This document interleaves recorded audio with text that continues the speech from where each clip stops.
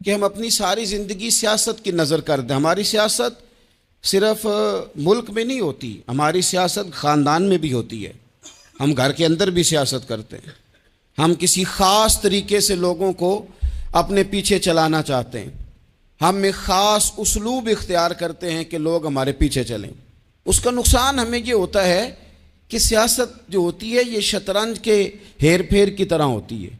تو اس کے راز بڑی جلدی کھلنے لگ جاتے ہیں. پتہ چل جاتا ہے کہ بندہ مخلص نہیں تھا، سیاست کر رہا تھا، طریقے سلیقے سے اس نے جوڑ کے رکھا ہوا تھا. ہم ہر جگہ سیاست کے بل بوتے پر چیزوں کو لے کے چلنا چاہتے ہیں. سیاستیں ناکام ہو جاتی ہیں، سیانے لوگ فیل ہو جاتے ہیں. بچتا صرف وہی ہے جس کے پیچھے رب تعالیٰ کی مدد شامل حال ہوتی ہے. اپنی زندگی کے اندر ہم جو کچھ بھی کر رہے ہیں، جس شعبے سے بھی ہمارا تعلق ہے، آج ہم نے اس بات پہ غور کرنا ہے کہ پہلے تو یہ غور کر لیں کہ جو کام ہم کر رہے ہیں کیا وہ کام ایسا ہے کہ اس میں اللہ کی مدد ہمیں ملے گی. اگر آپ کوئی معاذ اللہ ناجائز کام کر رہے ہیں، فعل حرام کا ارتکاب کر رہے ہیں، تو اس میں تو مدد الہی آئے گی نہیں.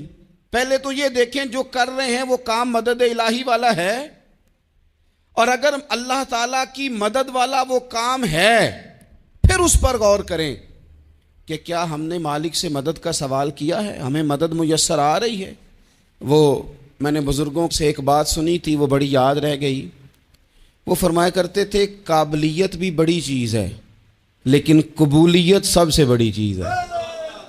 قابل ہونا بھی بڑی بات ہے لیکن زیادہ بڑی بات یہ ہے کہ اس کی بارگاہ میں قبول بھی ہے کہ نہیں. اپنی زندگی میں اللہ کی مدد کی طرف بڑھیں، مالک کی مدد کا حصول اختیار کرنے کی کوشش کریں، اللہ کے ساتھ اپنے آپ کو جوڑیں. اگر اللہ کی مدد نصیب ہو، یہ جو ہم جتنا ڈرتے رہتے ہیں، سہمے رہتے ہیں، پریشان رہتے ہیں کوئی کیا کر دے گا، ہمارے ہاں نا ہر شعبے میں معاذ اللہ ایک مافیا ہے الا ماشاء اللہ. وہ مافیا کہتا ہے میرے ساتھ ملو گے تو میں چلنے دوں گا ورنہ میں نہیں چلنے دوں گا. مارکیٹ میں آ ہی نہیں سکتا فلانا بندہ چونکہ یہاں ہمارا قبضہ ہے. اور میرے بھائی پھر بہت سارے لوگ جن کی نیتیں اور ارادے بڑے اچھے ہوتے ہیں شروع میں، وہ بھی اس مافیا کا شکار ہو جاتے ہیں اور ان کے رنگ میں رنگ جاتے ہیں.